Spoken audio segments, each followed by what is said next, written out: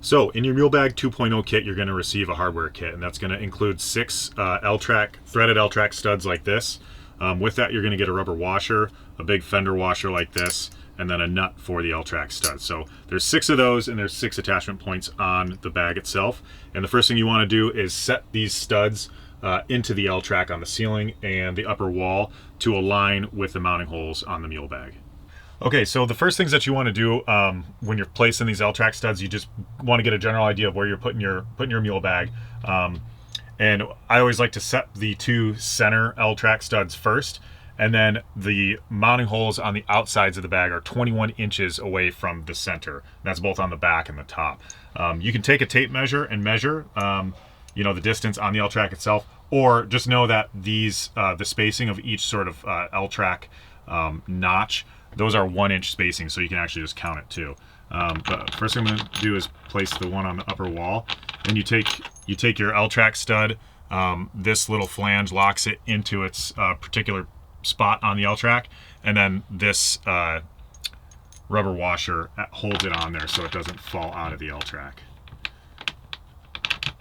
So just like that. The little flange, each end of it is going to kind of tuck in to one of the holes on the L-track, and the idea is that when it's tightened down, it can't slide back and forth like that. So the stud itself should be lined up with one of the teeth. I guess I'll call it one of the teeth on the L-track. And then move to the ceiling. A lot of times I eyeball it like this, and I just kind of move up to where the corresponding L-track stud would line up on the ceiling, and place that. And you want to make sure you get your rubber washer really tight up against the flange so it holds it in place.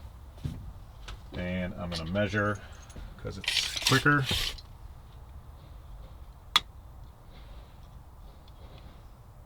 "21 inches puts us right here.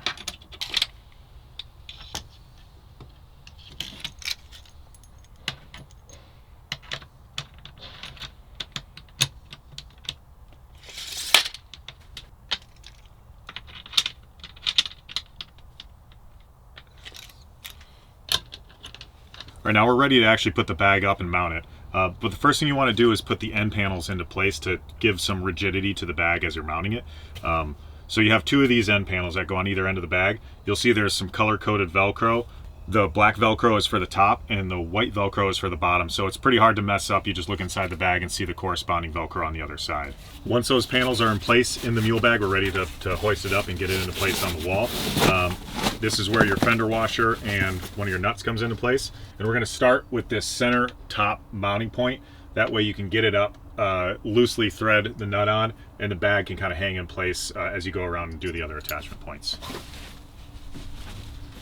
I like to kind of get my finger into the grommeted hole a little bit and stick it through.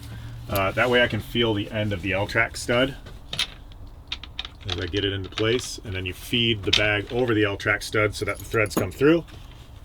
I kind of hold it up with my elbow over here and my arm sort of laying across the top of the bag to keep it in place. Put on the fender washer, and if you can get your head in there and see what you're doing, that's great. If not, you're going to have to kind of feel around. If you do have somebody to help you out with this part of the process, that's definitely good. But Kurt's just standing there behind the camera and not helping me out, so. All right, and now we're going to move around to the other mounting points of the bag, starting with the back bottom, and just fit the bag over the threaded stud. Take your fender washer and then loosely thread the nut on. And so we're keeping all the connection points loose for right now. We'll come back through and tighten them as the last step.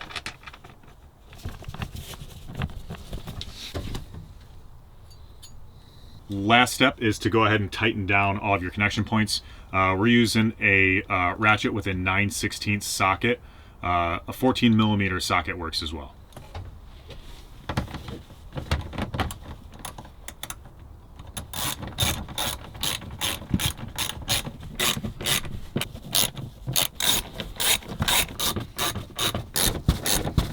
And if you opted for the optional storage cubbies with your Mule Bag 2.0, Now's the time to put those into place. The one thing to keep in mind with that is this the vertical divider here also has color-coded Velcro.